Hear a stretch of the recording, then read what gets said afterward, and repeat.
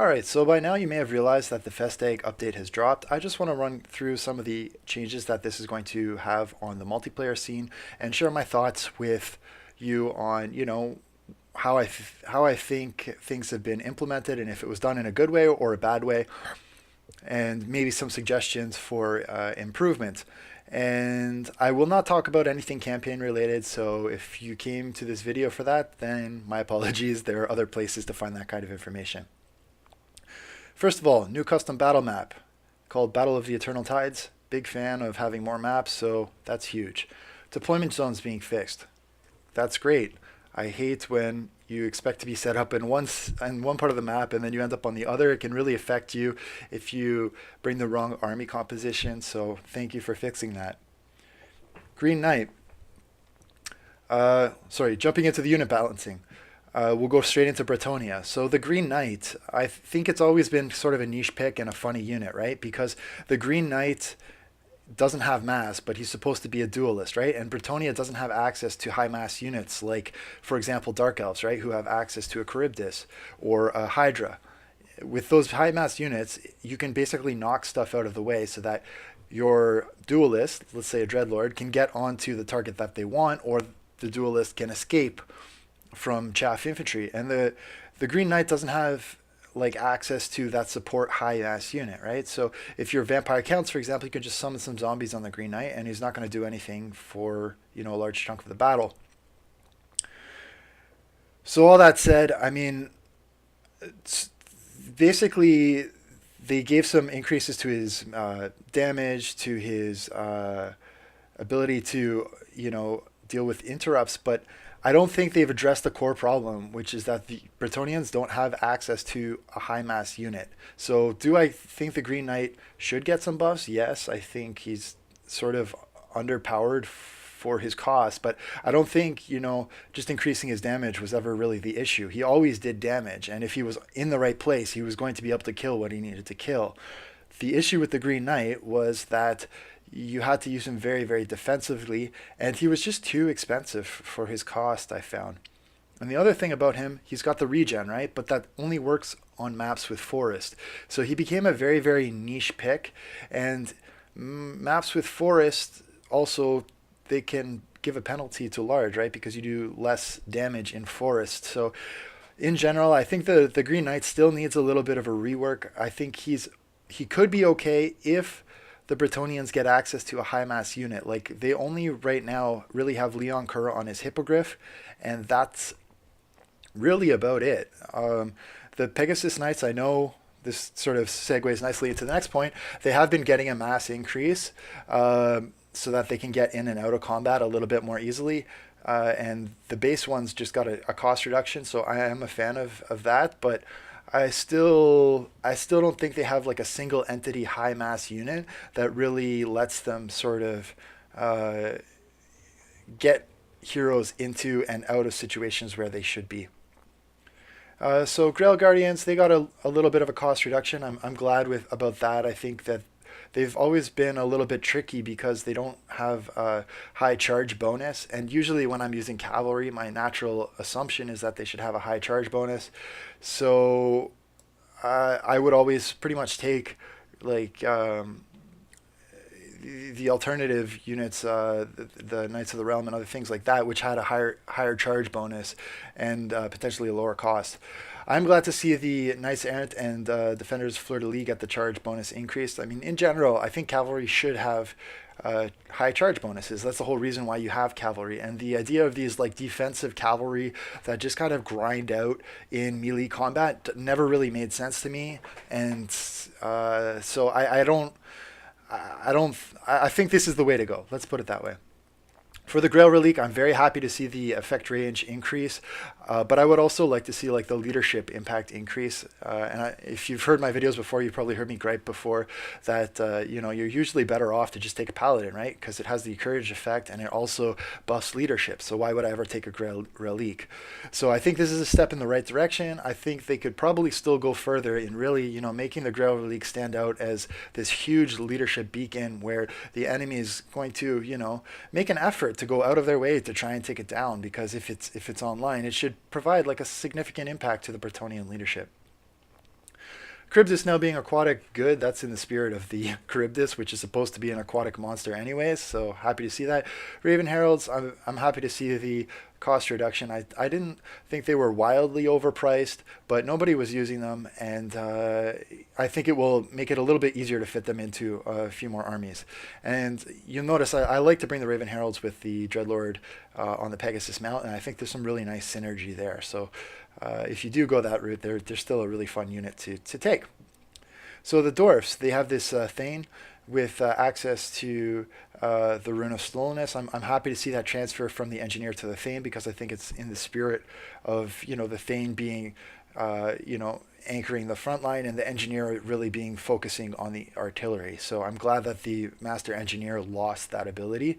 The Empire cost reduction to the Mortar, I'm okay with that. Empire's always been an artillery heavy faction, and I think they should continue to shine in that regard. And I know that there's been some other factions who have, sort of stepped up their game in the artillery department, so I'm okay with the Empire getting a little buff to kind of keep up with that. Greenskins. Crimson Killers. So this was a little bit of a confusing adjustment for me at first. They reduced essentially like the armor, the health, the charge bonus, the damage, and so on, and they increased the number of units. So I was like, well, that sounds like a sort of a neutral change. Why would you do that? And then I thought about it, and it seems to me that maybe this is sort of to address the fact that they were just getting obliterated by artillery in every matchup, right? They move slowly, and they're crimson, so they stand out on the battlefield, right? So it's very easy for opposing armies to just focus fire the Crimson Killers, and then you never get to use this super cool unit at all, right? So I think by giving them additional number of men, that sort of counteracts the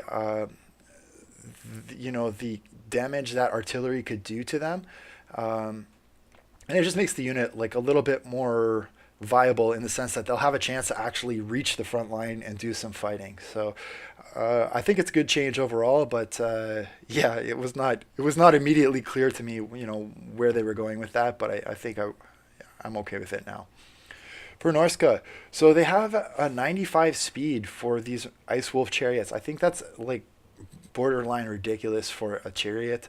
I don't know off the top of my head, how fast the Ice Wolves run. I think it's probably around a 95 speed, right? So if you have a chariot strapped to your back, like in theory, you should run slower than if you didn't have a chariot strapped to your back. So I don't really get how they should still run at like a 95 speed. Like that's insanely fast to me. It's just too much for a chariot. So yeah. Not a fan of that one. Marauder Champions, +4 health per entity. Okay, I mean, the Champions, they sort of underperformed versus other mid to high tier infantry. I'm okay with it, but I don't think it's going to make or break things either way. I am happy to see a little bit of a speed increase to the Marauder Champions. In general, I mean, my vision of Norska, I think they should be sort of a rush faction. They should be fast. I don't want them to be super tanky, at least their frontline infantry. So I don't know if they needed more health. I would have liked to see them maybe get a little bit more speed. Because they already have a lot of tankiness in their Famir and their other types of units. So yeah, not crazy about that. Plague Months Sensor Bearers, they got +1 melee attack. It seems like the last couple of patches they've slowly been buffed, so I'm okay with that. They are like pretty expensive for what they do, so they've always been sort of niche. And like Plague Monk Sensor Bearers, the idea is that they have like they're like an impact infantry. So they go to areas with low leadership that are wavering, and they're supposed to like basically crack them, right? But you can do that with a Doom Wheel, and you can kind of do it better with a Doom Wheel. So the Plague Month Sensor Bearers have always been sort of in a weird position from my perspective. They cost the same as a Doom Wheel, and Doom Wheel gives you large. It can get around the map with like faster, and it basically does the same job as Plague Monk Sensor Bearers, as anti-infantry armor pen. So I think the Plague Month Sensor Bearers are in a weird spot, and they need a little bit of rethinking. The Storm Vermin with Halberds, +2 melee defense, that was a bit of a weird one for me. I never thought that they were lacking in melee defense or in durability. Like, no one really ever wants to just fight this Storm Vermin with Halberds. in general. So I didn't think that was a necessary update. Geek Head Taker, like they reduced his MP cost, so that's nice. Like I always thought Head Taker was underpowered compared to Skrulk and these other lords, but it seems like sort of a band-aid fix and not really a rework of his kit, which is more needed. And that's also an issue with Grimgor. I don't know why Grimgor is not listed in the green skin, so I'll come back to him in a second. But it's I think maybe it's a temporary fix, and at some point they're gonna have to really look into it him a little bit more deeper and see how he can add a bit more value to the Skaven army. Tomb Kings. Tomb Kings for me they're in a weird spot because they lack really access to uh, armor pen infantry. So it's very easy for units like Chaos with Halberds or Temple Guard for the Lizardmen. Um, High armored units with anti-large to basically troll the Tomb Kings because all of their armor pen is essentially coming from large. It's coming from your Tomb Scorpions. It's coming from your Chosen of the God. It's coming from your Hyro Titans. It's coming from your what are those chariot things called? The War Sphinx. So like basically if you have something with armor and anti-large, like it counters everything on the Tomb King roster. And I really think that the Tomb Kings need access to an infantry with armor pen ability just so that they can keep units honest. Like even the Shapti, those have armor pen, but they're also large. So literally every armor pen option on the Tomb Kings roster is large, which is I think not. It's not fair to the Tomb King army. So nerfing the Tomb Scorpion, which is one of the very few units that they have to deal with heavily armored uh, infantry, just it didn't really make sense to me. Um, so let's move on to the next change. Casket of Souls got a little MP cost debuff. I don't think that's a huge difference. I do think they were a bit underpowered, so I'm happy to see that change. Vampire Coast. So this is the army that was perhaps most impacted by the update.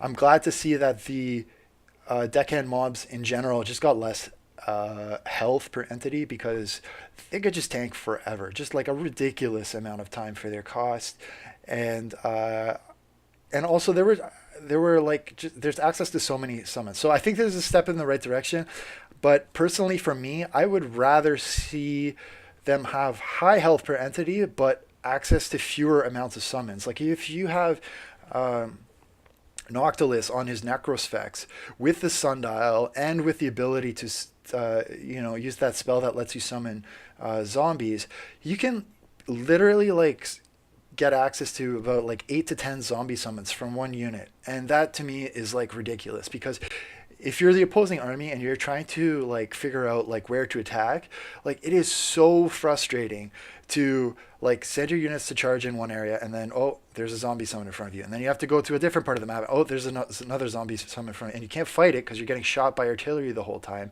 So you have to do that like literally 8 to 10 times to the point where it just becomes completely unviable to take cavalry at all because literally anywhere you can go out of nowhere, zombies can be summoned to block your cavalry charges. So like I'm very like not a fan of all the zombie summons. I think they should have less health, but I think the bigger issue is the number of summons. I'm going to move right on here to the animated hulks. I know like a lot of casters have been complaining that these units are essentially useless. I'm okay with this buff to their stats. Like they are very, very squishy. I think the point of them was more to just provide some mass, and because the infantry were so tanky, having the animated hulks as less tanky sort of compensated for that. But the issue was no one was bringing the animated hulks, so it seems like it kind of has to go the other direction. Animated hulks need to get tankier, and then frontline infantry need to get less tanky, so that it sort of levels out a little bit. The Necrofex Colossus got a cost increase. I'm happy with that because any mobile artillery platform with the ability to fight like decently in melee, it should be expensive, and so that's a step in the right direction. I want to talk about these abilities really quickly. Luther Harkon, Ernessa, and these Vampire Fleet Admirals. I'm so glad that they dropped these Hornswaggle abilities. I thought they were broken as hell. Ernessa Saltspite was a small target, right? So you couldn't shoot her. You had to basically bring large to plow through all the chaff infantry that were all over the place. And then she had anti-large ability, so she was so frustrating because there was sort of no counter to her. You could just stack her in a unit of like Death Guard with halberds, and like there was no easy way to get to her or fight her. You couldn't shoot her, you couldn't do anything, right? And then on top of that, she would debuff you with these Hornswaggle abilities, and it was like she became an unkillable lord. So I'm so glad that these got dropped. The other thing that I really didn't like about these abilities is sometimes it's really hard to tell when your units have been hornswaggled or not. And I think this is a general comment for any sort of debuff abilities. Like, I think it needs to be a little bit more obvious which units have been debuffed and which units haven't. And this applies to things like enfeebling foe, because a general should have access to that information, right? If my unit's been debuffed and there's no way it's going to use that fight, there's no way it's going to win that fight. I want to know, like at a glance, if I should pull that unit out of combat because it's not going to win it, versus me not really recognizing that it's been debuffed and it's just sitting in combat and getting like massacred. Like, I know you can open up unit cards and sort of scroll over things and it's possible to tell, but like in a fight, there's no way I'm going to do that, and I just think it needs to be a little bit more obvious. Moving on, vampire counts. Terrorgeist, they got a little bit wider, harder to pull out of melee. Big fan of that, because I think you should have to be selective about when and where you're dropping these, large units into combat, right? They are very powerful, but I do think you need to have to think about when you're using them. This is a cool tweak to the vampire counts. So the Blood Dragon Lord basically got nerfed across the board, and the Red Duke got buffed. And I like this because the Red Duke is a legendary lord, right? So the legendary lords, in my opinion, should outshine the non-legendary lords. And the Red Duke was known as being like the duelist on the Vampire Counts roster. And then with the introduction of the Blood Dragon Vampire Lord, you had another lord that could sort of play that duelist role and sort of do it better than the Red Duke, in the sense that, he had the debuffs and other sorts of really strong abilities. So it was like, well, where's the Red Duke fitting into the roster now? I do think the Blood Dragon Vampire Lord is still going to be very powerful. It's still going to have a role on the battlefield, but the Red Duke should be known as the Duelist Lord. And so what they've given is the frenzy ability to him. So he's going to put out more damage. And I think that's absolutely necessary, because you want him to be the one who's going to fight in melee in one-to-one scenarios and win those melee fights. So happy to see that. It looks like for a bunch of these lords, they basically buffed the armor.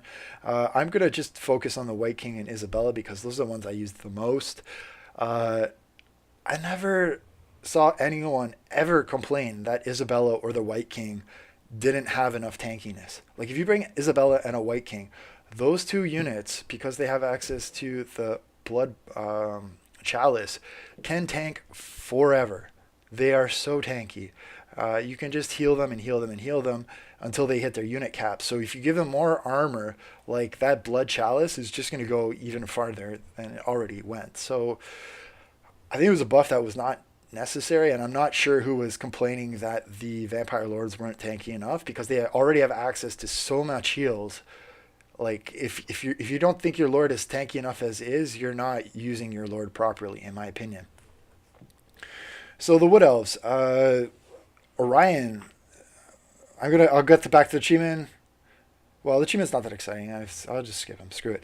Well, let's go on to Orion, because I'm on this whole Lord tankiness rant right now. Plus 10 melee defense for him, I think it is not needed. Like, Orion is already, again, super freaking tanky. He's got the access to the Cloak of Aisha, and pretty much everyone brings that when they bring Orion, because it's so strong. It's like a 44% ward save plus regen when it procs, right? So if you take that ward save plus regen plus another 10 melee defense, like, again, Orion is going to get borderline unkillable. And the ward save, like, it even triggers for missile damage. So it's really limiting your options. You're going to pretty much have to snipe him, but then if you're sniping him, it's going to be slow damage over time, which means that the regen of the Cloak of Aisha is going to work, and then you're also nerfing like 40%, 44% of your missile damage, which means you're wasting a lot of ammo. So like in general, like I'm just not a fan of that change. I really don't understand where that's coming from. Orion is a super tanky lord. What else? Again, a little bit of a puzzling change. Like I don't know. Like the last few patches, it seems that they buffed the Wildwood Rangers, and in my opinion, they're in a good spot right now. So like the Wards of Sithro Wildwood Rangers buffing their leadership to me doesn't seem necessary. It doesn't make sense because, like let's put it this way. Let's compare them with other sort of elite armor pen infantry. You've got foot squires, you've got like sword masters of Hoeth, you've got basically any type of infantry unit with a great sword struggles with leadership. It's just across the board for every single army. It's known that they have low leadership, and it's I mean for their cost, right? So I don't understand why the Wood Elves should be an exception to that. And it just seems unfair to all of the other armies in Warhammer 2, right? Because the low leadership, like you have these elite infantry units, they should sort of be affected by like their counters, right? Their counters are large units like dragons and giants and Hyro Titans and things that cause terror, and leadership should be their weak point, right? And if you buff that, you kind of take that interaction between the large and the elite infantry away, right? It gets harder for those large units to break them. So I don't like that. Okay, moving on. Abilities. Helm of Discord, -10 effect range. Totally necessary and worth it. Helm of Discord is basically broken if it's an army-wide buff. It's so strong, so happy to see that get reduced. Doris, Ungrim Irefest. Ungrim's always been a weird spot for me because he doesn't have enough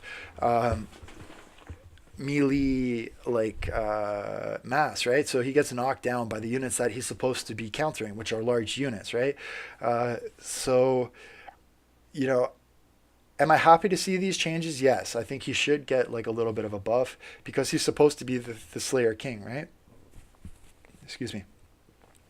And he's supposed to, like, I like the idea of this recharge and melee condition because it's supposed to encourage aggressive gameplay. I don't know how many games I've seen Ungrim Irefist like just kind of sit in the back line and stand there and do nothing and just like wait for stuff to kind of come close to him.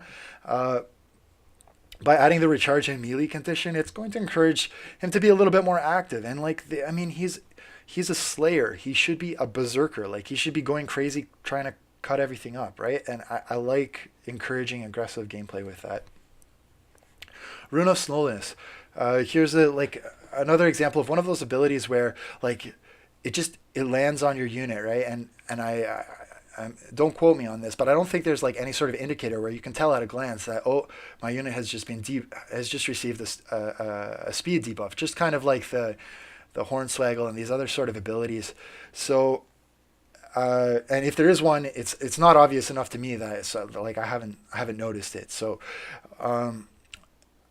in general, like I think these runes of slowness, Wrath and Rune, all of these things, they should be a little bit more obvious, and I think the slowness debuffs should be not super slow because it's really annoying if you have a super expensive cavalry unit and you're just terrified to bring it anywhere near the doors because all of a sudden out of nowhere like a rune gets popped on you and you can't pull them away from slayers. Like you should be able to have the option to pull them away from slayers, but like not without some sort of a penalty, I guess. Basically, that's it.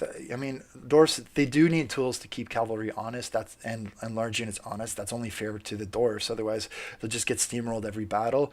But there's got to be sort of fair warning, I think, to a player who's trying to attack the Dwarfs. And these runes, they just kind of come out of nowhere. So, yep. Enough rambling. Onto the greenskins again. I don't know why they're listed twice in these Festag notes, but again, so get on with it. Remove charge bonus effect. Yeah, as whatever. I'm gonna skip that. Gitsnick, Grimgore. So yeah, Grimgor is one of those lords that just needs a rework. I think in general, Grimgor needs to be like the Wog lord, and like reducing his ability duration, recharge, and adding a melee condition. Like it again, it encouraged aggressiveness, sure, but I think Grimgor's always been like aggressive. People try and fight with him, like even more so than Ungrim because he has armor, right?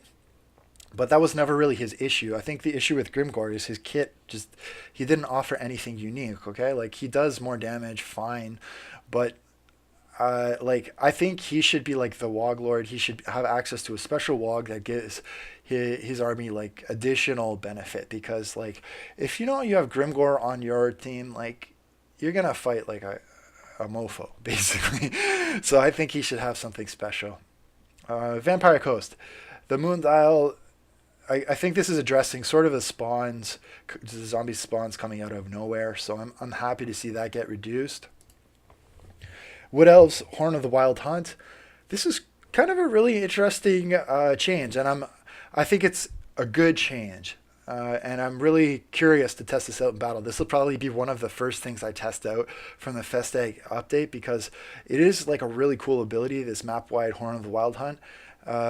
So plus 36 charge bonus, change to plus 54 charge bonus, and remove the speed effect. Why am I a fan of this? Because plus 36 charge bonus was nice, but I felt like I didn't really feel it, you know? Like, you do it, but the Wild Riders don't have it. Like, so Wild Riders have the highest charge bonus out of anything on the Wood Elf roster, but it's still not that high. Like, if you compare it to Dragon Princes, who can get up to like a 80 charge bonus, I think Wild Riders, don't quote me on this, but maybe they're around 60-ish, 50, 60 range. So if you give them a charge bonus plus 36, they're only hitting as hard as Dragon Princes, and it's like, well, that's not that special. Like, it's nice, but it's not like legendary lord level. You've changed the game, the way the game is being played, right? So I'm happy to see that changed. And why am I happy to see the speed effect removed? Because it doesn't align with the wild hunt philosophy. Like the idea of a hunt should be like you're aggressive, in my opinion. So it should encourage like going into melee. And the speed effect, it actually does the reverse. It encourages a kitey style of gameplay, right? So if you have like Way Watchers, Deepwood Scouts, and you're getting a speed buff, you're just running away from things faster. So that's why I'm very, very happy to see that change. And I look forward to testing that out. Uh, I do like. I will probably make another focus video on map wide effects later. I still think that like these types of map wide abilities need to be specific to the armies that they're buffing. Like this should only affect the Wood Elf army that has Orion.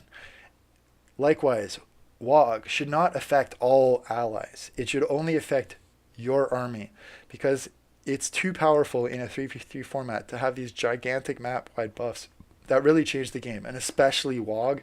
Plus, it doesn't make sense. Like, why are Hell Elves going to be WoGing with face paint and everything else? I will rant about that on every video until that gets changed. I apologize for that, but I mean, it's something that absolutely needs to be fixed, in my opinion.